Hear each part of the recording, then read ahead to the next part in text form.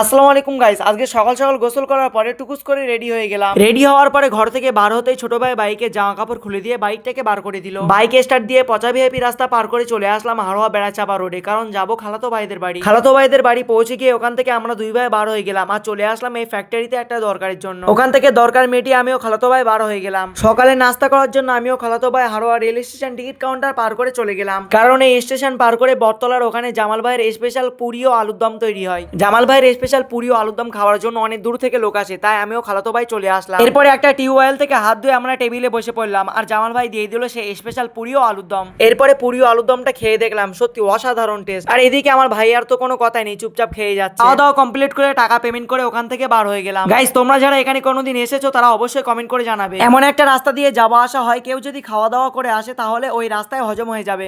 আমিও ভাইয়া বাইকে মজা করতে করতে ভাইয়াদের বাড়ি চলে আসলাম। ভাইয়াদের একটা ছাগল ছিল, সেই ছাগলের সঙ্গে একটু মজা করলাম। দুপুরে ভাইয়াদের বাড়ি থেকে খাওয়া দাওয়া করে ওখান থেকে বার হয়ে গেলাম। বাড়ি আসার পরে আজকে ভিডিওটি এখানেই শেষ করলাম। কেমন হয়েছে কমেন্ট করে জানাবে, আর ভালো লাগলে অবশ্যই একটা লাইক আর চ্যানেলটিকে সাবস্ক্রাইব করে দিও।